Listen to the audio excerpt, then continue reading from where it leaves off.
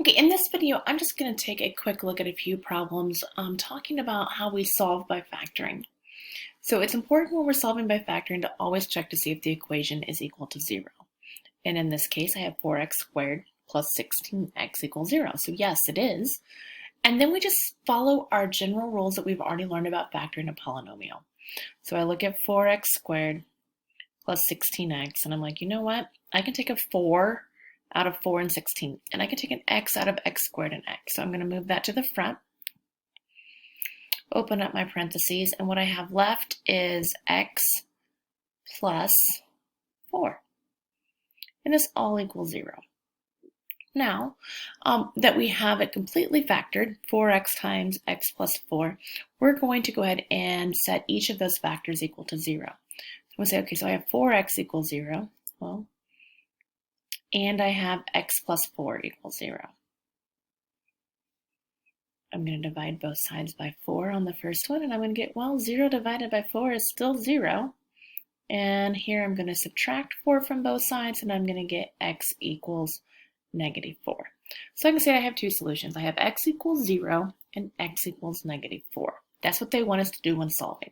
They want us to actually figure out, where does this particular equation that I've been given, where does it land on the x-axis? So I can say my solution set is negative 4, 0. Okay, up next. Same thing. I just have a trinomial. Remember, when we look at trinomials, first it has to be equal to 0, and this one is, so we're good to go. I want something that multiplies to the last number, the c, and adds to the b in the middle. So I want two numbers that are going to multiply to 10, and then they need to add up to 7. Well, 1 and 10 is not an option. But 2 and 5, yeah, they'll make 7. So I'm going to turn this into two binomials. I'm going to divide the m up, so m here and m here, so multiplied together makes m squared. We decided our factors are 2 and 5. I'm going to put those in. And this all still equals 0. I have two binomials that are completely factored, which means I can set them equal to 0 to find my solutions. So I'm going to subtract 2 from both sides, and I will have m equals negative 2. I'm going to add 5 to both, or subtract the add 5, so subtract 5 from both sides, that's what I should say there. And m is going to equal negative 5. That means if I was to graph this, it would actually cross the x-axis at negative 5 and negative 2. I know we used m, but we're still talking about a function here. All right, let's take a look at another one real quick. We have 2n squared plus 16n minus 32. Well, I'm going to first notice it's not equal to 0. So I'm going to go ahead and add 32 to both sides and rewrite this. Now remember, that's a constant. It doesn't actually add to anything. It just needs to add on to the end. It doesn't combine with anything else. Now I have a trinomial.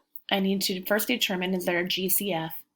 And I have a 2, a 16, and a 32. So there's absolutely a GCF. I'm going to pull the 2 to the front. I'm going to divide everybody by 2. 16 divided by 2 is 8. 32 divided by 2 is 16. Still equals 0. Now I have this trinomial that can be factored further. I need factors that multiply to a positive 16 and add to 8, which means they're both going to be positive. And right off the bat, I'm thinking 4 times 4 makes 16, and 4 plus 4 equals 8. So I'm going to rewrite this 2 times n plus 4 and n plus 4. All equals 0. And then, now that I have it completely factored, I'm just going to set everybody equal to 0. So I'm going to say, well, 2 equals 0, and then I'm going to stop, because the moment I write that, I'm like, that is not true. When you have a GCF that does not have a variable, so like 2 equals 0, I'm just going to cross that out. We know that's not true. Then I have n plus 4 equals 0, and I would subtract 4 from both sides, and n would equal negative 4. And then I could write the second one, n plus 4, but isn't the the exact same as the first one? Yeah. So really here, I only have one solution. It's only going to cross the x-axis one time, and that's at -4. So now we have our last one here. Our last example says s squared plus 2s equals 2s plus 4. No, it's not equal to 0. That means everybody over here is going to move this way. And I want it to move over to the s squared because the s squared is positive. And remember, we want our leading coefficient to stay positive. So if I'm going to move it over, I'm just going to do all the opposites.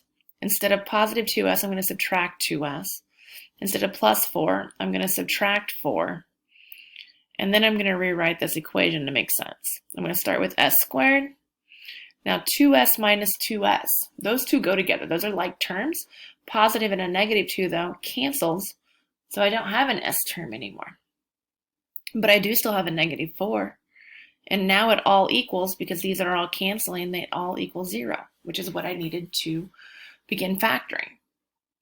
So s squared minus 4, well, I don't have a GCF, but I notice I have a binomial, and for binomials, we look for differences of squares.